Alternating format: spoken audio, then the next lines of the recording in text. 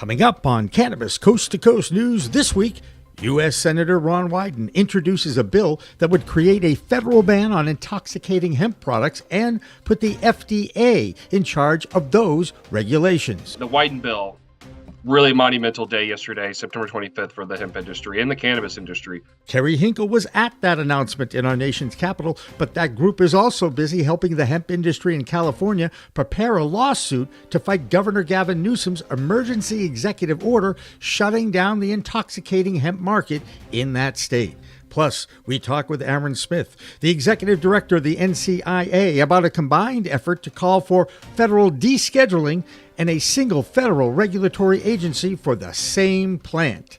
The industry is kind of pulling itself apart right now. And I'm hopeful that this legislation is something that, both sides of the industry can get behind. And despite 24 legal adult use states, 38 decriminalized states, the FBI reports that there were still over 200,000 arrests for criminal possession of cannabis in the U.S. last year alone, and a 420 record at Hall of Flowers in California last weekend when Seth Rogen's Rolling Papers brand OCB created a simultaneous 420 sesh for over 7,000 people. It's 420, y'all make some noise, let's go! Yeah! All that and Coast to Coast Cannabis News on Cannabis Coast to Coast News with Alaina Pinto. Next.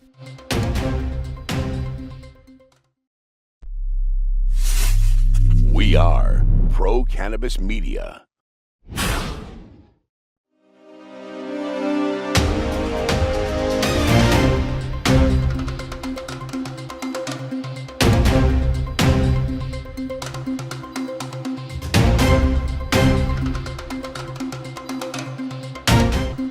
Hi, everyone. Welcome to another edition of Cannabis Coast to Coast News, Pro Cannabis Media's weekly roundup of the news from the industry. I'm Alaina Pinto. A reminder that if you want to follow this show, it's easiest if you download the free app PCM TV in the App Store and Google Play. Our lead story this week is the fight to regulate intoxicating hemp products in all states. That is now part of a bill in the US Senate introduced by Oregon Senator Ron Wyden. This comes in the same week that California Governor Gavin Newsom used his executive emergency privilege to prohibit all intoxicating hemp-derived products in his state. That has triggered the beginning of lawsuits against the state of California led by the hemp industry. Well, back to DC for details on the bill introduced in the Senate this week. Both the US Hemp Roundtable in Washington, D.C., and the NCIA, the National Cannabis Industry Association, worked together with Senator Wyden to create this bill. It's important to note that both billion-dollar industries have been waiting for some federal guidance on these products since the passing of the Farm Bill in 2018. That law basically legalized the cannabis sativa plant while using a definition of hemp that's under fire in federal courts. Over the past 6 years, there has been no guidance or federal regulations of the plant, and that has led to a mess of a conflict between federal and state laws. It also tried to put a wedge between the two sides of the emerging industry of hemp versus marijuana. PCM founder Jimmy Young talked to both sides of the cannabis industry, the one referred to as hemp and the other side referred to as marijuana. First up, Kerry Hinkle of the US Hemp Roundtable. He was at a luncheon with Senator Ron Wyden last week, and he recognizes the potential of this bill as the first step towards one set of rules for both industries. The Wyden bill, really monumental day yesterday, September 25th, for the hemp industry and the cannabis industry. The bill is called the Cannabinoid Safety and Regulation Act. It's centered around a couple of pillars of any products that get any amounts of THC to can only be sold to adults 21 and over. There's some standardized and labeling, truth in labeling, meaning if it's got 100 milligrams on the label, that's what it's got in the package, some good manufacturing standards. There's some funding in the bill as well to study impairment driving. That was something Wyden's office was particularly bullish on. And in Oregon, they have married hemp and cannabis in a reasonable way there too. So he's got to represent both interests because they're both big business in his state. And we're really proud of that bill to have some kind of federal standardization. It's really important that NCIA was a co-sponsor or a supporter of that bill, and we have the 2-pager that we used in Capitol Hill all day yesterday with their logo front and center, along with about 30 other trade associations that say this is the industry coming together, hemp and cannabis, saying this is a federal pathway forward because it sets up a center for all cannabinoids. So in the eventual, whenever descheduling, rescheduling happens, the regulated licensed marijuana dispensary markets can now then fall under this program. So that's why we've carefully tried to do this in a way that sets up for long-term viability for both sides. And we're really proud of it. A similar sentiment was echoed by the NCIA. Their executive director, Aaron Smith, who also talked to Jimmy about the potential to create federal guidelines for both uses of products derived from the cannabis sativa plant. So it really kind of tries to level the playing field between state regulations and hemp for marijuana and hemp-derived cannabinoid products. And so to answer your question, I think it is a good thing for the industry to not have hemp products out there unregulated, being sold to anybody underage. And I should have mentioned that bill also would restrict the sales to minors. So yeah, it's a good thing. But Aaron, it's 6 years too late, or is it 6 years too late? In other words, shouldn't this have been done when the Farm Bill of 2018 passed at that time? Yeah, certainly. It also bears to note that a more perfect bill would also just encompass all cannabinoids that would legalize marijuana-derived cannabinoids and regulate those products as well alongside the hemp-derived products. That's kind of the ultimate goal.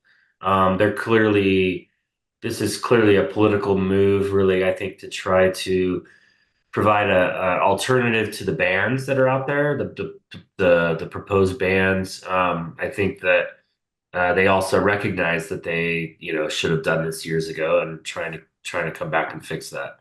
Yeah, we call that a make good in the world of media. Okay. Yeah, well, I mean, it is unfortunate that the industry is kind of pulling itself apart right now, and I'm hopeful that this legislation is something that both sides of the industry can get behind. And the people I talk to on both sides of this issue all say the same thing. We want control. We want regulation. We want guidelines. So it's not like either side of the industry is trying to pull a fast one as much as they're trying to work within rules and regulations that really haven't existed since that Farm Bill was passed in 2018, right? Yeah, that's right. And the those on the state licensed cannabis side are for the most part putting up with overregulation at the state level. Mm-hmm. And so we pass these laws saying we're going to treat cannabis like alcohol. Turns out we're treating it much more strictly than alcohol. Mm-hmm. And then the hemp comes along and it has effectively no rules. And so there's really a lack of parity there that is unacceptable. So really we need less regulation on the marijuana side and more on the hemp side, and try to find a middle ground there. How about a one federal agency that just gives you the regulation rules for the plant, that it's the same plant. It's just has more THC, dry weight, 0.3% is the definition of hemp. We'll get into that in the next. But doesn't it make sense to have one federal regulatory board similar to the Alcohol and Beverage Commission that would just regulate this product? Yeah, I mean, that's the goal. and let that federal agency fight with the USAG, FDA, ABC, and all the other alphabet soup of bureaucracy that makes up our government. And there'll always be a place for the states as well, but the problem is that the state systems are kind of wildly different. There's lack of uniformity. The entire interview with Aaron and Jimmy will be available on our website and PCM TV app. As far as California is concerned, their governor, Gavin Newsom, used his executive emergency privilege to ban all cannabinoid-derived products in his state.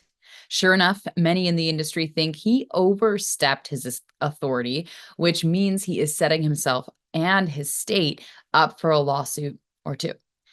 And the US Hemp Roundtable is already starting that process. And it's not that simple in the state of California. We have been working really hard on a lawsuit now.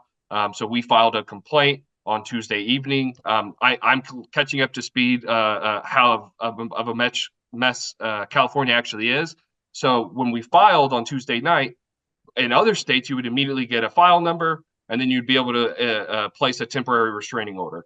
Apparently in California, because nothing's easy in California, it's not that simple. And so there's a court that has to approve before you can get a file number. So, we have reporters asking us questions on when's it been filed? Is there going to be a temporary restraining order yet? We have companies in California that are unsure if they can continue to sell the products that they're trying to sell right now, because there's this gray area for a couple of days before we can try to place this injunction on the emergency regulation. So it's a mess. Our California reporter is Lisa Battista, who is involved with the Flavor Co., a CBD company, and she explains the impact of the governor's ban on her company. This is Lisa Battista from the Flavor Co. As a hemp-derived manufacturer, registered and compliant under AB 45, we absolutely support common sense regulations. However, we've been a good corporate citizen, playing by a set of rules to manufacture high-quality hemp-derived products, and the ban from Governor Newsom literally pulls the rug out from under us and all the other compliant manufacturers in the state, making it nearly impossible to do business. Products must have zero detectable THC, which means full-spectrum CBD is out of the question, and serving sizes are limited to 5 per package. As we read the rules, we cannot even advertise our services to companies in states where hemp is legal, let alone manufacture products. Of course, there's a lot of ambiguity and conflicting statements in the rules, and no clarifications or explanations have been provided by the state. Add to this the impact on consumers. There are already countless stories on social media from parents who rely on full-spectrum CBD products for their children, and this represents just a small portion of the many, many people impacted. As a company dealing with the heavy-handed approach from Governor Newsom, we've made the decision to exit California, taking all our hemp-derived manufacturing out of state, and we will not be renewing under AB 45. With that in mind, the ban is not only causing losses to small businesses and consumers, but also adding financial losses to a state already having financial difficulties. We can only hope common sense prevails before more companies and more consumers have to make these tough decisions. A few more notes on California. Pesticides in products and inaccurate testing lab results continue to wreak havoc in the nation's #1 cannabis market. The state regulatory board revoked the license from Verity in San Diego this past week, and that lab becomes the 4th lab testing company to lose its license. Now, the LA County Board of Supervisors is asking social media platforms, including Yelp and Google, to deplatform listings of illegal and unlicensed cannabis companies. Well, back here on the East Coast, one state continues to grow. Maryland set a sales record in August. Plus, the FBI reports that law enforcement officers in the U.S. have made over 200,000 arrests in 2023 for low-level cannabis possession violations. Here's Andrew Behringer. I'm Andrew Behringer with the Washington, D.C. report for Cannabis Coast to Coast News. The upcoming 2024 elections are indeed around the corner, but the cannabis rescheduling process seems to have been swept under the rug, even with law enforcement officials making over 200,000 cannabis-related arrests in 2023. The next hearing for the rescheduling of cannabis is scheduled for December 2nd.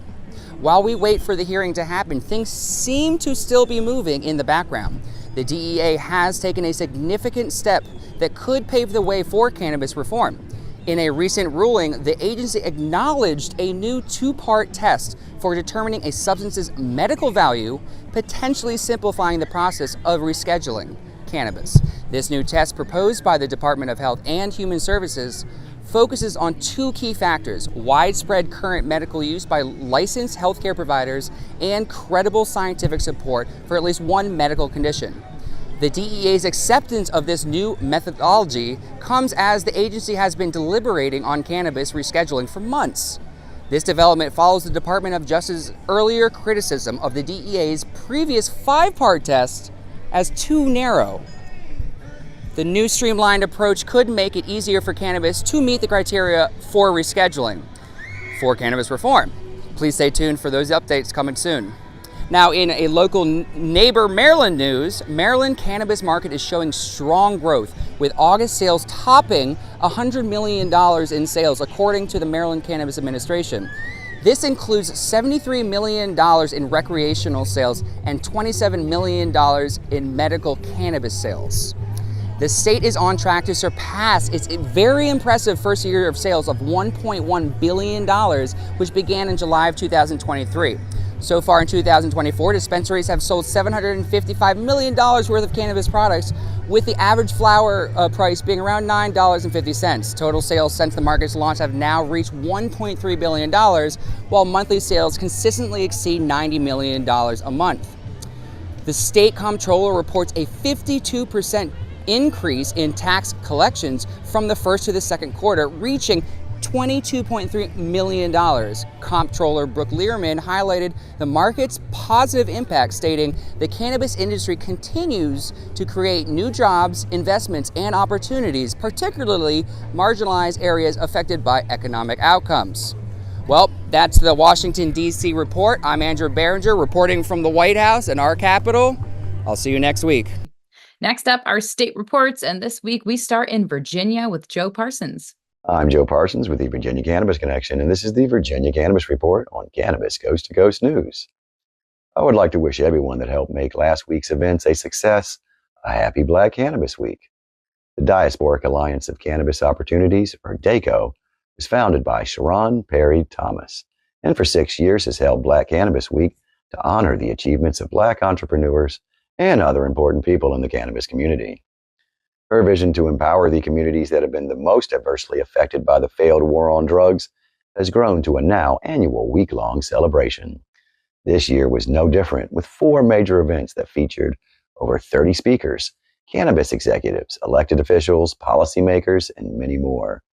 The events included the Policy Breakfast, Blaze the Runway, the Rooted in Justice Film Festival, and the Daily Dose Tour. Virginia's own Marijuana Justice was proud to help kick off the Daily Dose Tour on the 22nd in Richmond, Virginia. The tour then went on to Maryland, New York, Pennsylvania, and ended in New Jersey.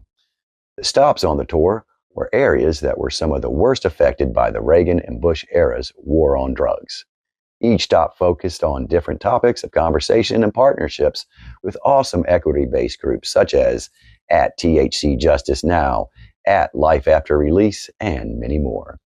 Thanks again to all the people that made this year's Black Cannabis Week a week to remember, and to the awesome women that started it all. Well, that's going to do it for this week from the Virginia Cannabis Connection and reporting from Cannabis Coast to Coast News. I'm Joe Parsons. Until next time, stay lifted. That'll do it for the A block, but we have more state reports coming up in the B block, plus a story of a major fine by the SEC on former Weed Maps executives, including one who was interviewed on Pro Cannabis Media back in 2021 when Chris Beals was the CEO. All that and more coming up after this on Cannabis Coast to Coast News. See you again, Jimmy. Thanks for having us. Appreciate it. Ready to take your craft to the next level? Imagine faster extractions, purer products, and more profits. Sounds good, right? At Pure 5 Extraction, we've revolutionized cannabis extraction with our game-changing technology. No solvents, no heat, just the cleanest, most natural process on the market. Whether you're a boutique grower or a large-scale operation, Pure 5 has the tools to elevate your business worldwide. Visit pure5extraction.com today. Pure 5 Extraction, because your plants deserve the best.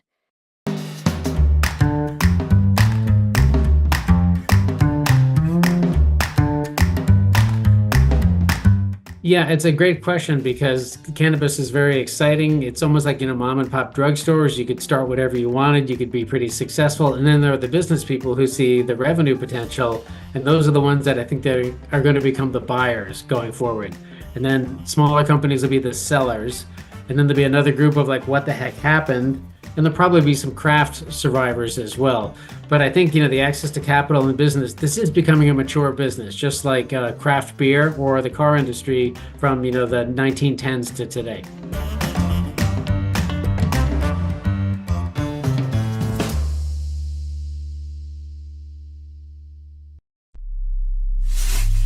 We are Pro Cannabis Media.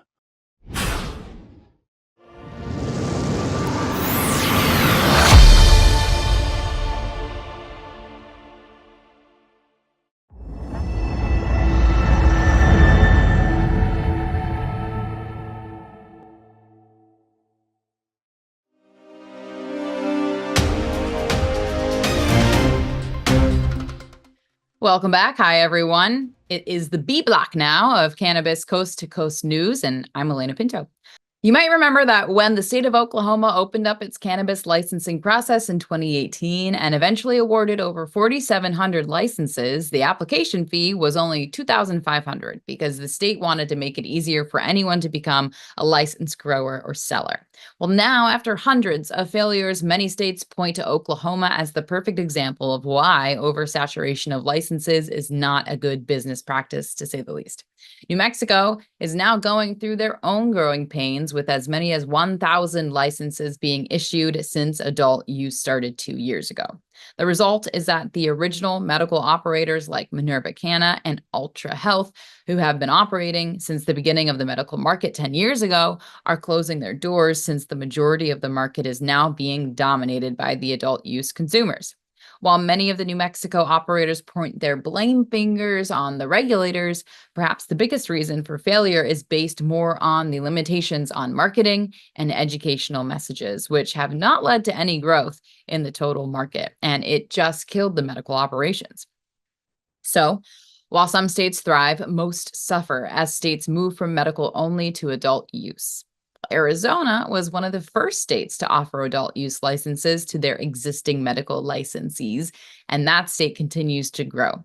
And now a Scottsdale CBD company is cutting a deal with Walmart. Here is Karen Black with this week's Arizona Cannabis Report. I'm Karen Black from Green Finger Consulting with the Arizona Cannabis Report for Cannabis Coast to Coast News.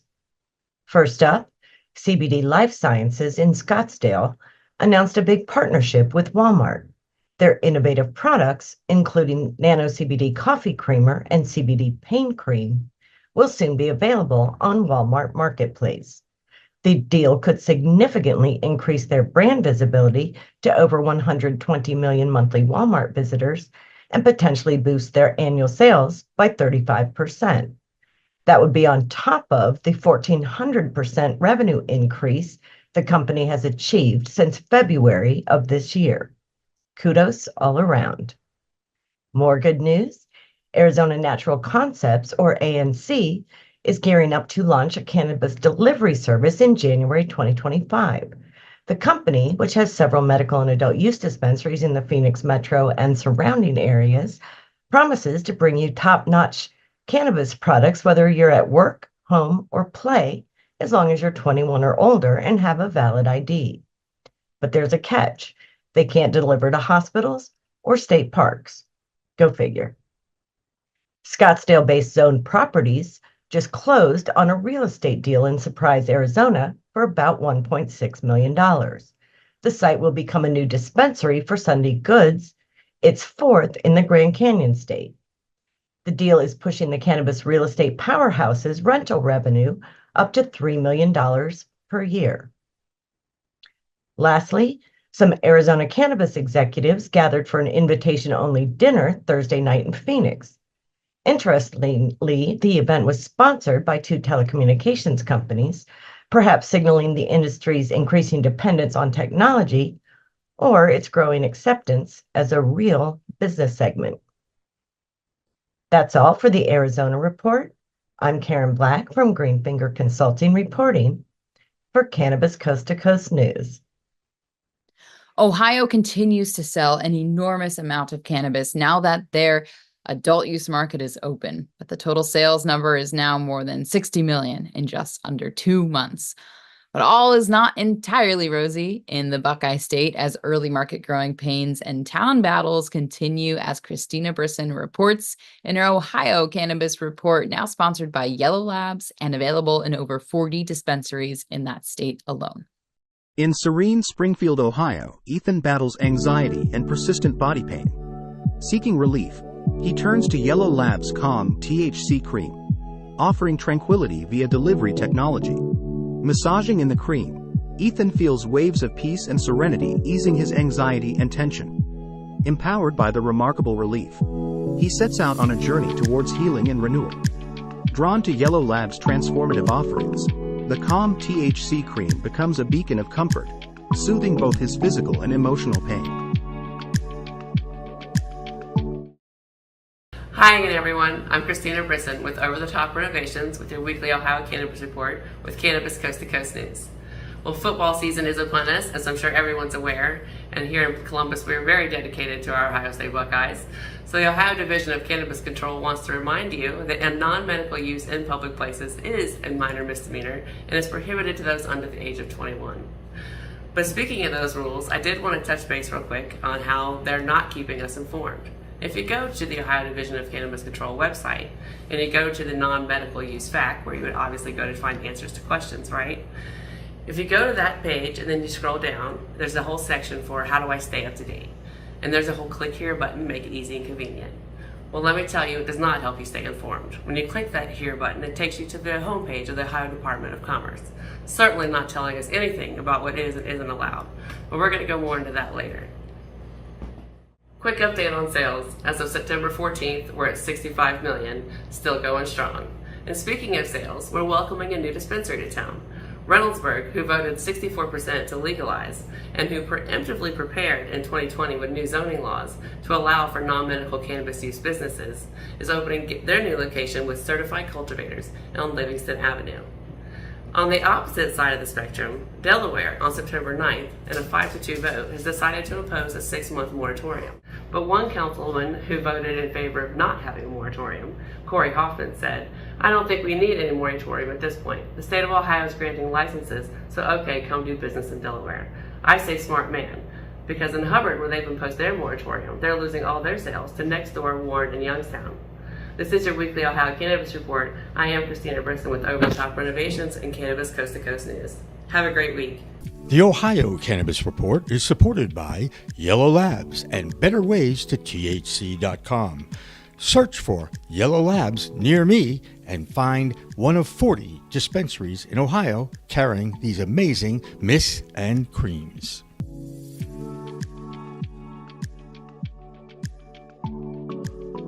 Next door to Ohio is Michigan. And while many economic experts predicted that when the Buckeye State opened its doors to adult use sales, Michigan sales would suffer. So what do we think the impact of the first 7 weeks of sales in Ohio have done to Michigan? If you can believe it, sales have gone up.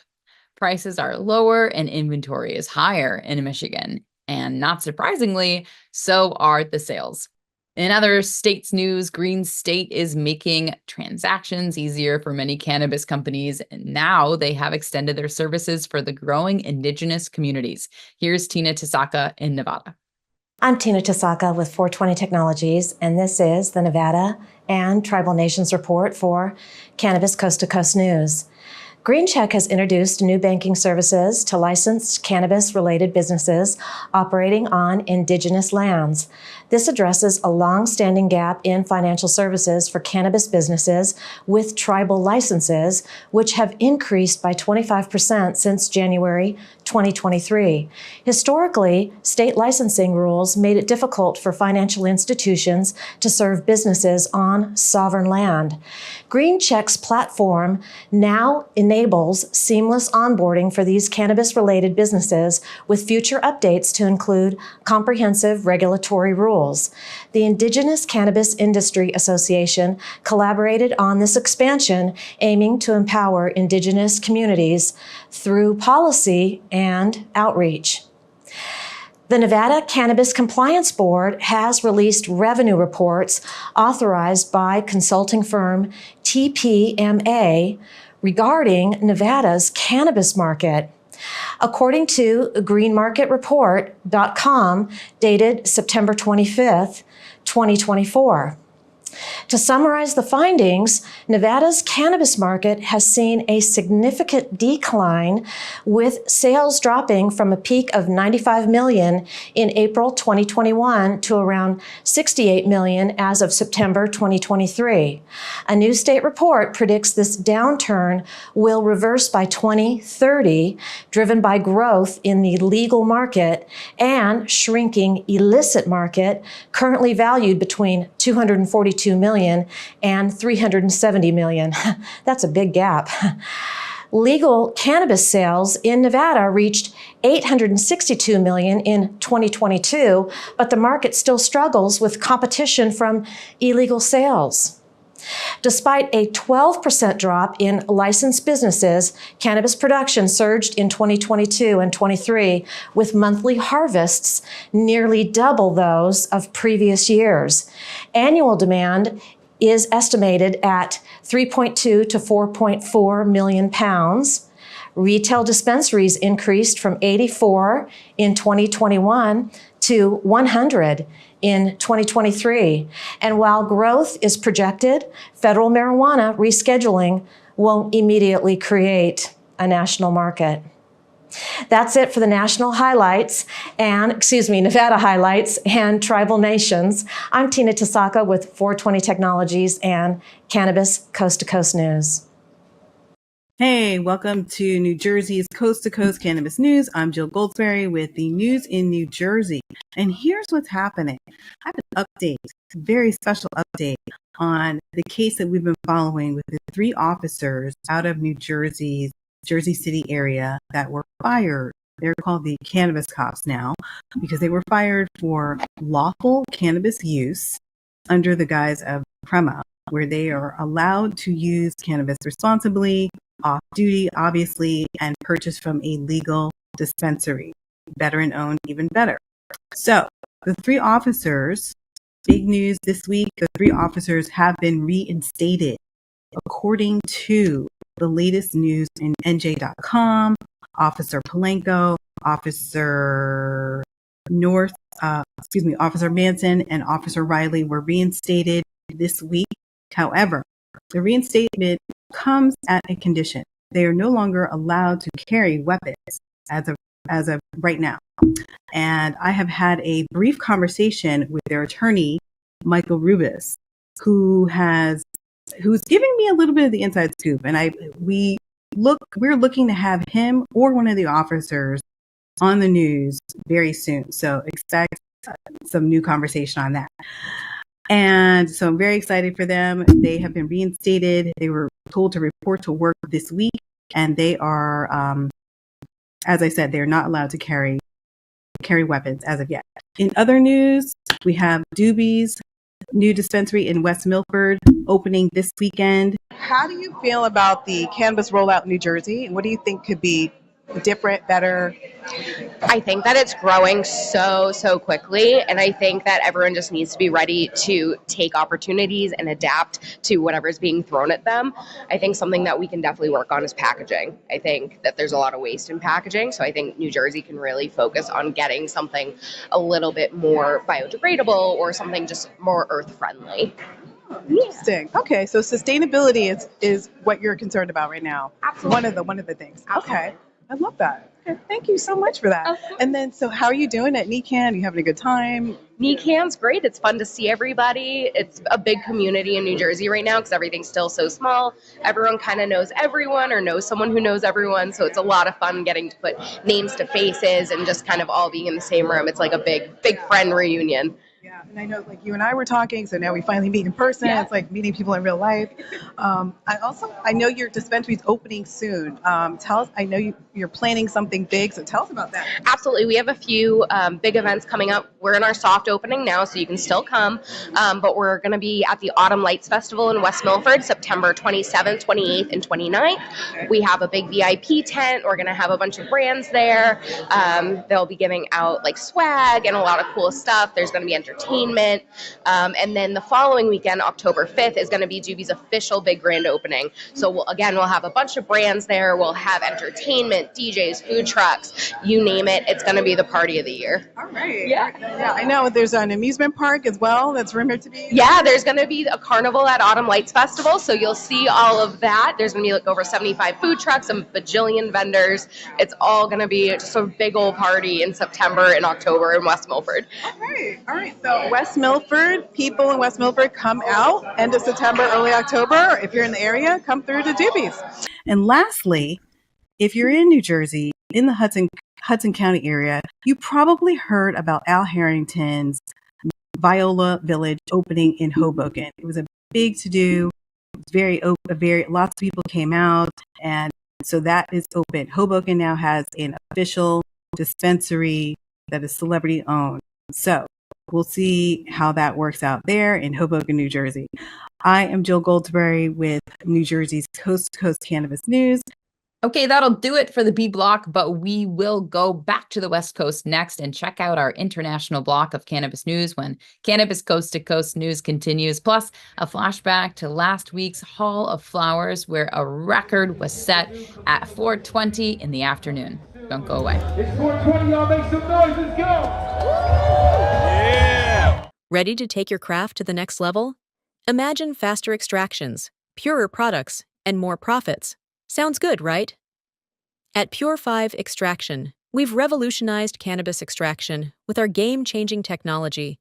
No solvents, no heat, just the cleanest, most natural process on the market. Whether you're a boutique grower or a large-scale operation, Pure 5 has the tools to elevate your business worldwide. Visit pure5extraction.com today. Pure 5 Extraction, because your plants deserve the best.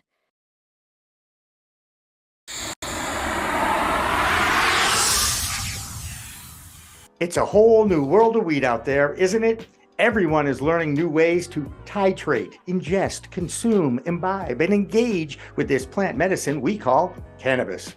Now, let me tell you my cannabis story. You know, I've had 4 major surgeries in the past 23 years and suffer from osteoarthritis with a variety of metal parts in my body and one on deck. Now, thanks to those chronic pain issues, I've been a medical patient in Massachusetts for almost 10 years now.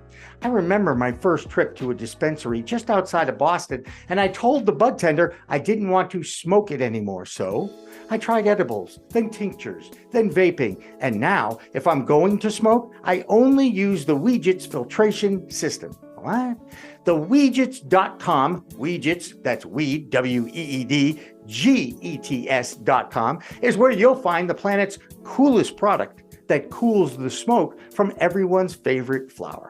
The guy that started this was a pretty good medical device manufacturer, and he created this maze pipe that cools the smoking process from 1300 degrees Fahrenheit upon inflammation down to just 90 degrees when it reaches your mouth. That's right, 1300 down to 90. That's why this maze pipe is amazing. Now, add in the code of PCMTV and you get 15% off. So just go to Weegits.com and check out the best way to enjoy a cooler smoke with less coughing and hacking and more peace of mind.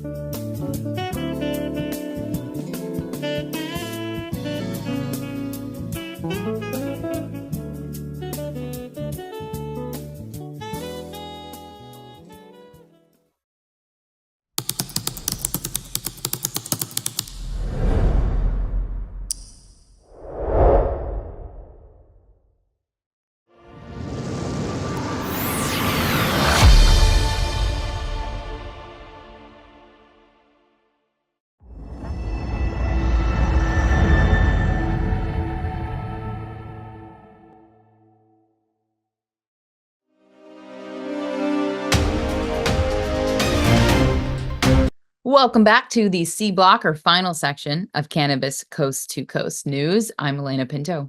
A reminder that the best way to follow our weekly reports is to download our PCMTV app from the App Store or Google Play. And you can sign up for our bi-weekly newsletter on our website, procannabismedia.com.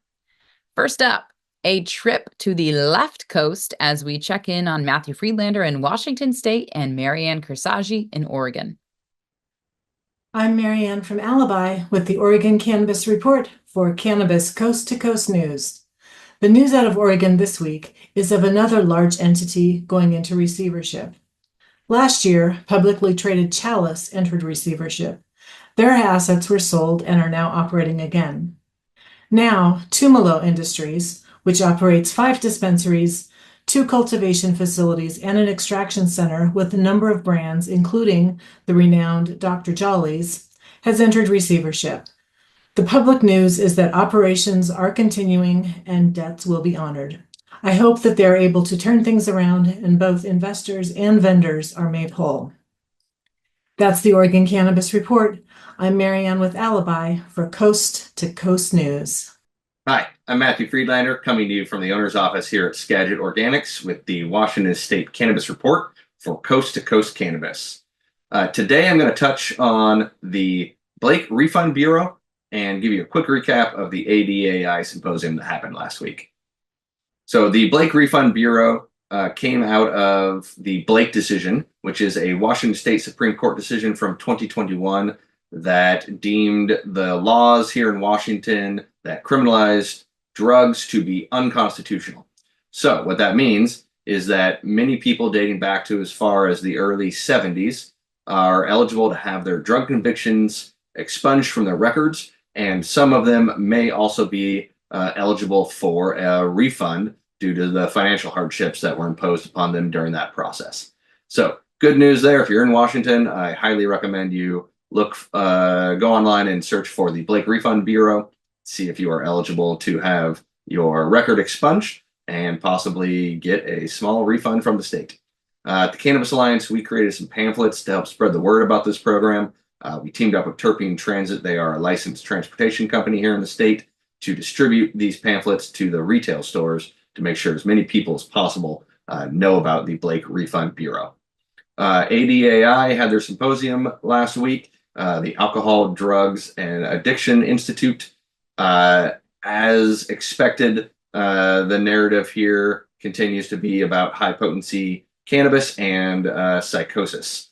So as much as people in the prevention community would like the science to prove that cannabis causes psychosis, that is not what the cannabis science currently shows. What it does seem to indicate is that cannabis actually can be used as an early warning for people who are prone or predisposed to psychotic conditions.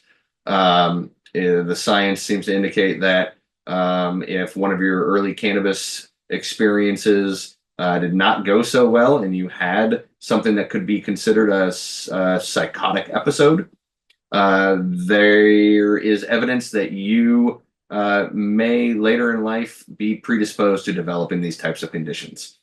So kind of an interesting twist there. Cannabis is not a cause of these problems, but actually can be something to help people get an early handle on dealing with these issues. The only other thing I want to talk about is the Cannabis Alliance will be having a virtual town hall about the intersection of cannabis and hemp. And we will be discussing how these two industries could and should be integrated into one. So that's what I've got for you out of Washington State. For Coast to Coast Cannabis, don't forget to like, share, and subscribe. Next up is Colorado, where OSHA is offering free safety inspection services for cannabis companies with under 250 employees.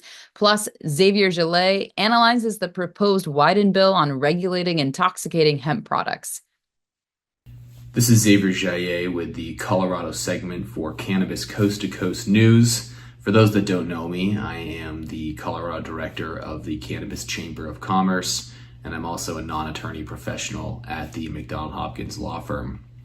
And I've got one story to share to our listeners and our viewers today as it relates to Colorado, and it's actually covering an offer from the Occupational Safety and Health Administration, OSHA, a federal agency, to state licensed cannabis businesses here in Colorado to come in and provide, an inspection, an audit, and some form of workplace safety oversight For those that don't know, OSHA, as the agency is referred to, enforces laws and rules and regulations related to workplace safety, primarily to protect the health and well-being of employees, especially in hazardous workplaces.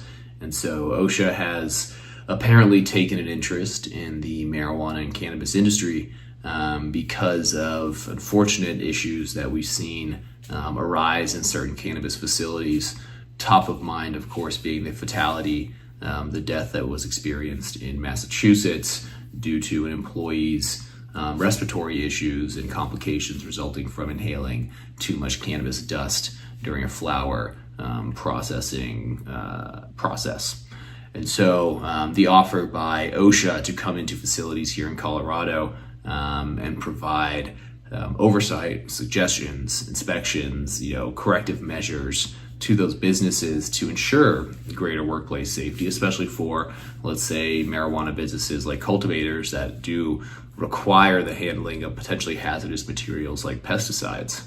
Now, this is interesting because, of course, marijuana is still a Schedule I substance at the federal level, and while that may be changing in the future, as of now, the offer by a federal agency, which, for those that think about it a little bit further, means that the expenditure of federal funds to assist or enforce cannabis businesses here is interesting. It's an interesting departure from what the federal government has done in the past, and the fact that OSHA is willing to recognize these businesses as legitimate businesses, and more importantly, recognize the employees of the businesses as legitimate employees, means that those employees and in turn those businesses will be subject to the requirements that OSHA imposes on employers across the nation, regardless of the industry they are participating in.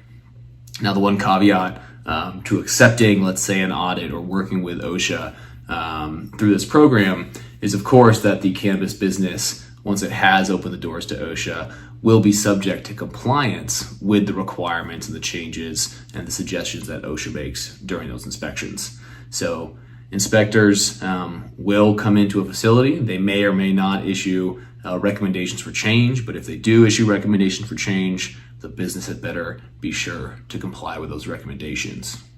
That's it for this week, and I'm looking forward to coming at you next week with some more news. Now we turn to the state of Florida, where many residents had to flee their homes when Hurricane Helene made landfall on the west coast of that state.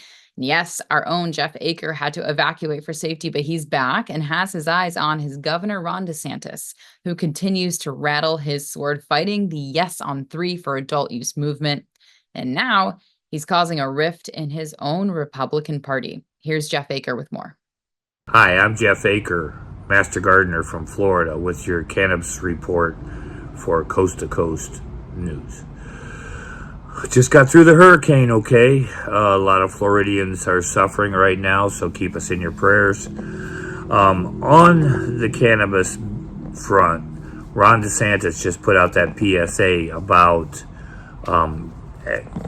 increasing accidents with cannabis legalization in America. Research has shown that, yes, indeed, there is a rise in accidents when recreational is enacted in a state. But with that being said, alcohol use has been shown in states that legalize weed to go down. So my thoughts are, when that goes down, the alcohol rates are going to be a little less. So it might wash out. And that being said, again,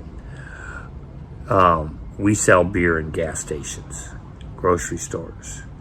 You go into a Circle K, there's an ice cooler of beer right as you walk in the door. It seems kind of silly that he's worried about a 12. I think its average is about 6 to 12%.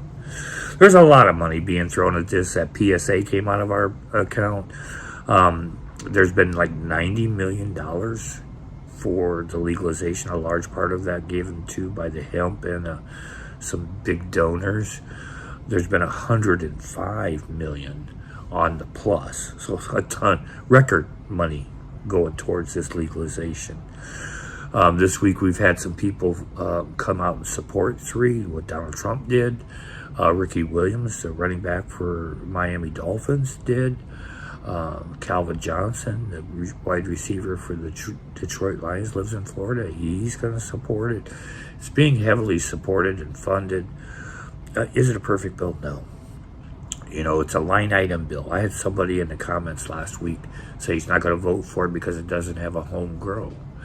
Well, it's so hard to get it to this point where we can vote on it. It costs so much money, as you can see, to get it on the vote that we can change it after. It's easy to change it after. We can work on it after. They can build it after we say yes. They can build a system. And we'll see how they build the system. So, but the first step is getting it approved. On my way to work, I'm seeing several say yes on 3 signs. True Leaf is giving those signs out. Let's get the word out. Tell your friends, neighbors. Let's say yes on 3 and get this behind us. It's really, honestly, it's hurting Ron DeSantis's public rating, his negative stance. I want to see 70%, 75% say yes. So we'll see what happens. I'm going to keep pushing it. I'm going to keep covering the news for you. Keep tuned. Come back. Leave a comment if you want. There's something you want me to address. Something you know, something I need to know, or something that I'm not covering. I'm Jeff from Florida. Survived the hurricane. I'm still here. The publicly traded stocks in the cannabis space have to be very careful with their reports since they are on doubly difficult regulations from the states they are based in and the SEC that monitors all public companies. One of the biggest companies in the publicly traded space is Weedmaps. That company is still a strong number 2 website for traffic, especially when people search for weed near me. There has been a few instances where Weedmaps has taken heat and fines for posting locations of illegal and unlicensed locations that are selling cannabis. This time, though, the SEC made their fines personal for some former executives of that company, as our man who is high on Wall Street, Doug Miller, reports. I'm Doug Miller from High on Wall Street with this week's Cannabis Stock Report for Cannabis Coast to Coast. Weedmaps has agreed to pay the U.S. Securities and Exchange Commission $1.5 million to settle a cease and desist order from the agency that alleged several security violations, particularly that the company misled investors on how many monthly users were actually using its website in 2021 and 2022. According to an order from the SEC, the cannabis advertising giant issued untrue and misleading monthly active user MAU metrics during quarterly reports and earnings calls between when it went public in June 21st and late 2022. The SEC charged that Weedmaps executives padded the user stats to bolster its apparent performance to investors. The company's former CEO, Chris Beals, and former CFO, Arden Lee, both misled securities regulators and investors on strength of its MAU numbers. Weedmaps has struggled financially since its public debut. The company posted net income of $152.2 million in 2021, but then an $82.7 million loss in 2022, and then they lost another $15.7 million in 2023. Let's see how the stock chart looks. It's trading around 90 cents and it's pulling back at the moment. So watch for it to hit that bottom and set back up again, and it will run. And that's this week's Cannabis Stock Report. Reporting for Cannabis Coast to Coast, I'm Doug Miller. This is Debbie Facey with the Canadian Coast to Coast Cannabis News Report. What we have in Canada this week is, I would say, our larger story is the inspections that they did over the official year of 2023 to 2024. and that had risen from their prior years. They did a total of 662 stores. Within those stores, they did an overall of Ontario, British Columbia, and British Columbia and Ontario. So we had 74 stores in British Columbia, and we had 63 stores in Ontario.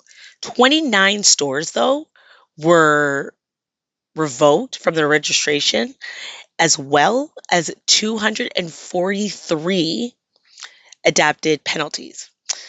Their penalties were due to a lot of their compliances, a lot of their promotional, a lot of their maintenance, and a lot of their monitoring of their actual facilities. And this is something that needs to be, I want to say, diligent.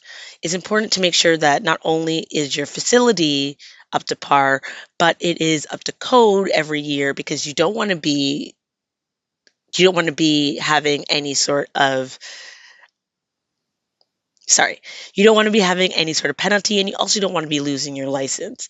So for Canada this week, I found this was the most important story, especially to implement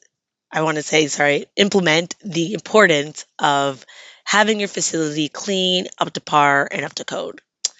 This is Debbie Facey with your Canadian Coast to Coast Cannabis Report.